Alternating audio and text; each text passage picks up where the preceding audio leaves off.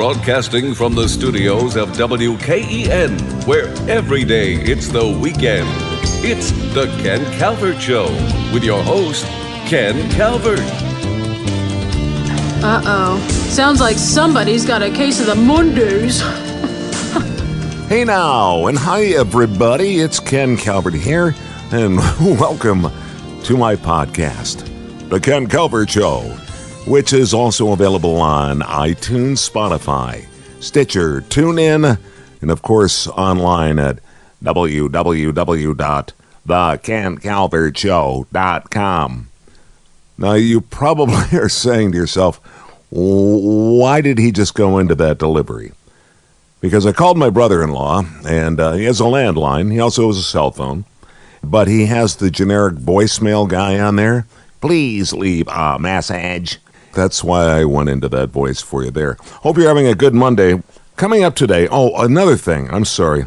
I wanted to bring up another thing for you really quickly. I write these things down. I just want to get them out there while I'm thinking about it. It has to do, and I've been on a Twitter rant about this, it has to do with doorbells on radio and especially television commercials, you know, in the morning or in the evening, and you are not really paying attention, but you hear the doorbell. You freak out. At least I do.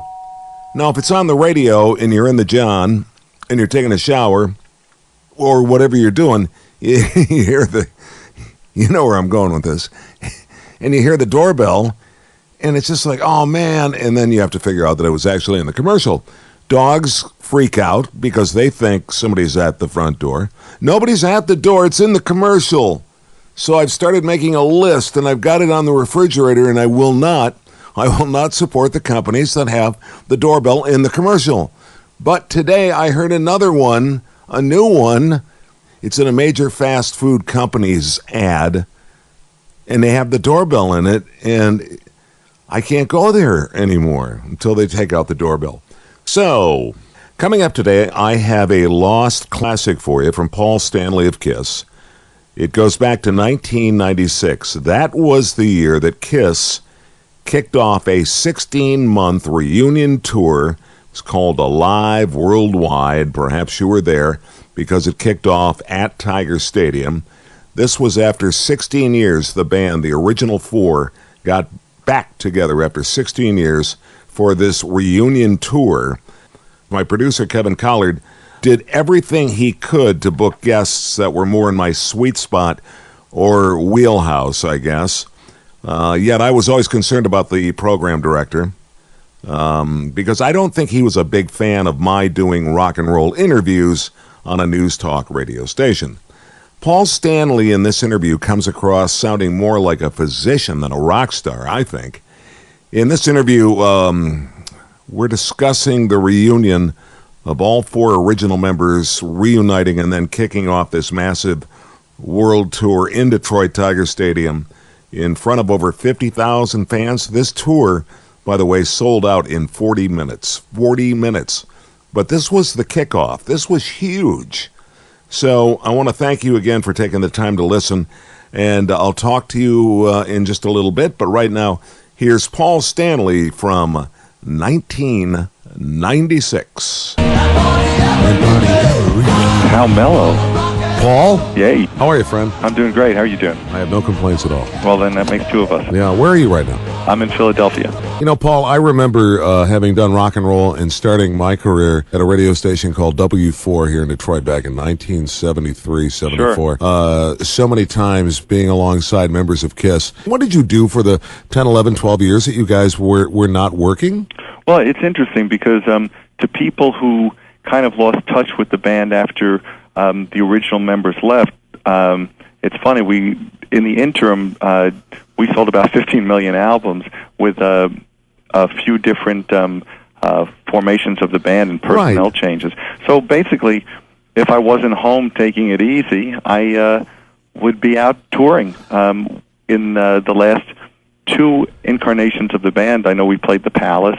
Yes, you did. Sold it out. So, we've always done very well, and it's funny because the 80s, some people, particularly some of the critics, seem to think of as our lean years, which is kind of strange because for most bands it would fatten them up quite well. So, yes.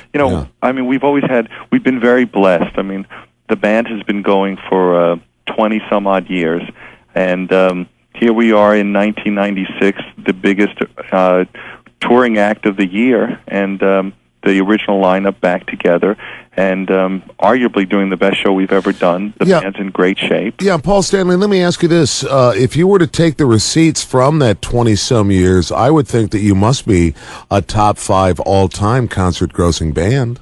I really don't know. I can't tell you that. I think that the figures are impressive enough that I don't have to lie about them. So I can't tell you. I can tell you that at last count we had sold 70 or 80 million records, in some variation or other, whether it was CDs, tapes, or what have you.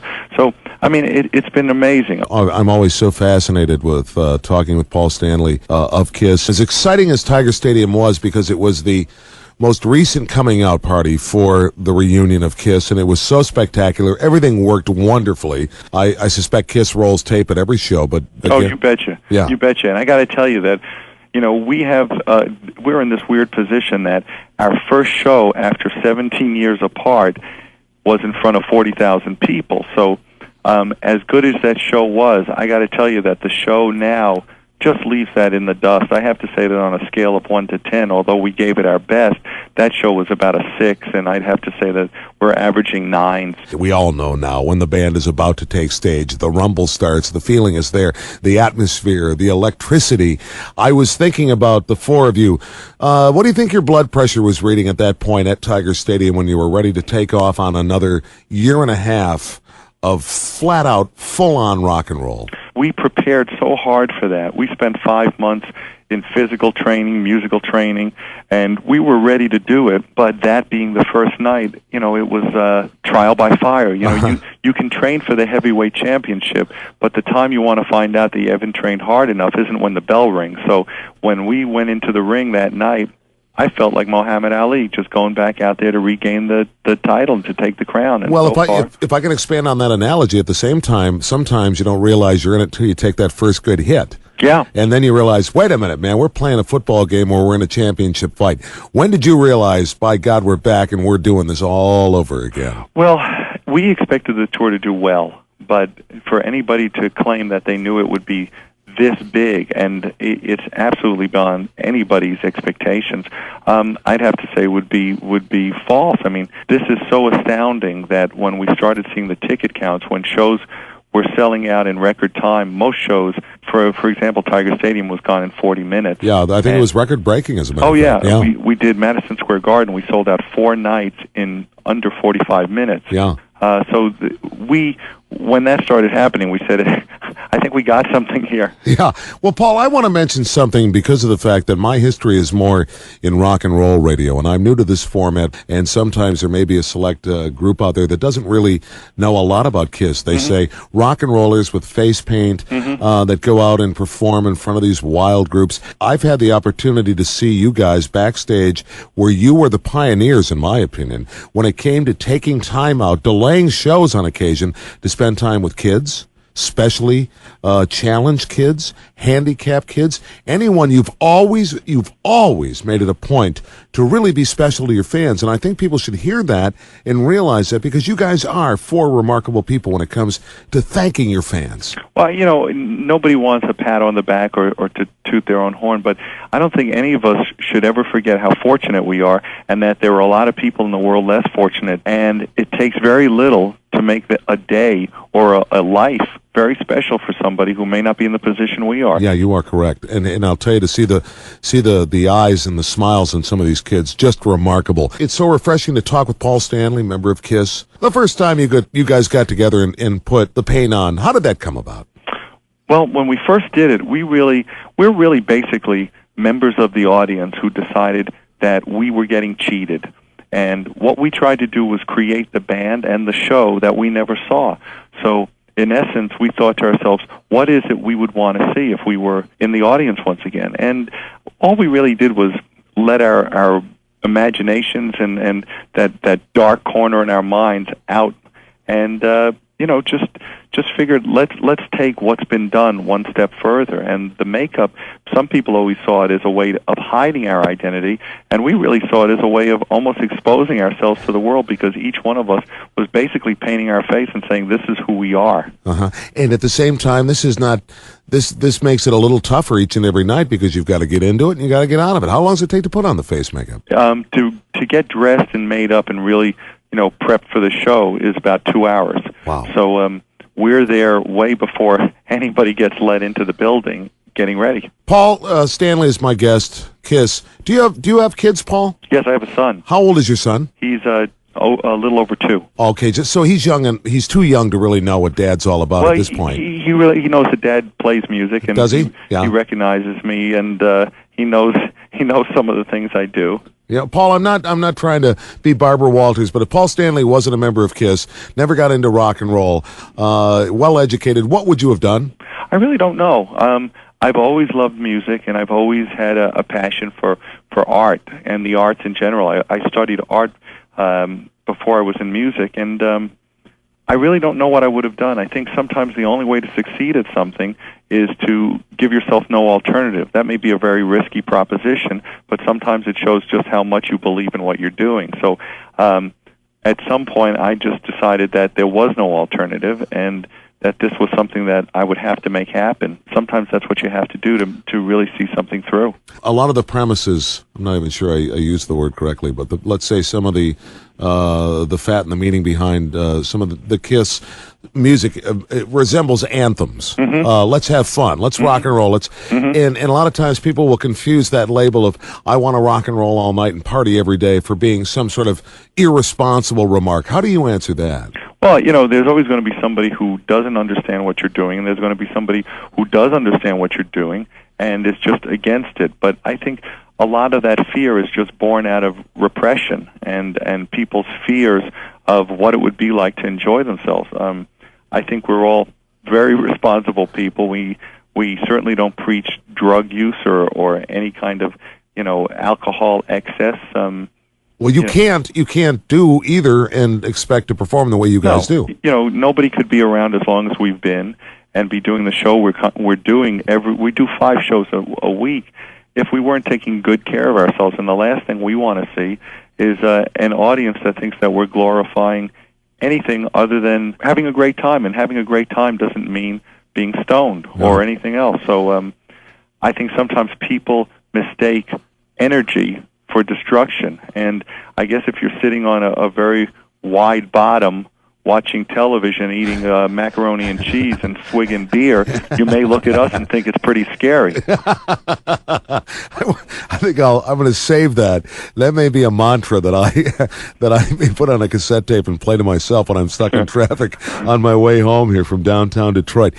Tell me a little bit about the thrill it must be for you as a performer and all of the guys as performers in KISS, looking out, not only seeing the first generation, but now that second generation of KISS fans, and boy, if I'm not mistaken, even third-generation KISS fans now. Well, the greatest thing about doing this tour is that it's not a nostalgia tour in the sense that the audience is made up of a bunch of people trying to relive their past.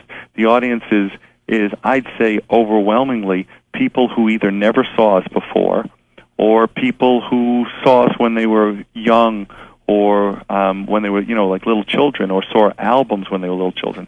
So the show is... it's great in the sense that it's not relying upon an old or past generation for its success. I mean, we do what we do, and we hope that everybody who comes to see the show puts it up against the best thing they've ever seen, and hands down are going to say, this is better. I fully intend to have that right fist in the air, and I fully intend to rock and roll and party all night long, just because the energy, and you're damn right, compare it to anything else you've seen either now or in the past 10, 15, or 20 years. You've got to feel great about it. Well, the bottom line is this. Anybody with money can buy smoke machines. Anybody with money can buy lasers. Anybody with money can put on a huge show. But the one thing that's always going to be missing from that show is KISS. Yeah. Yeah, well, I got to tell you, thanks so much, as always, pleasant and reliable and available, and I can't say enough good things about the band. All right, you be well, my friend. Thank you. And continue with the hard work and great success to you. Appreciate it. You can subscribe to the Ken Calvert Show podcast on Apple iTunes, TuneIn, Stitcher, Spotify, or iHeartRadio. It's also available by going directly to www.thekencalvertshow.com. You can reach Ken at kencalvertpodcast@gmail.com. The preceding program is the property of Ken Calvert and may not be broadcast without the written permission of Ken Calvert, unless you want your knees broken.